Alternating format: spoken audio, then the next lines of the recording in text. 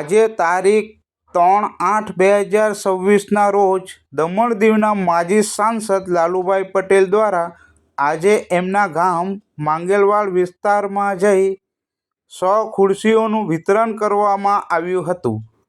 અગાઉ પણ થોડા દિવસ પહેલાં માજી સાંસદ લાલુભાઈ પટેલ તરફથી માંગેલવાડ વિસ્તારમાં જઈ જરૂરિયાતમંદોને કીટનું વિતરણ કરવામાં આવ્યું હતું।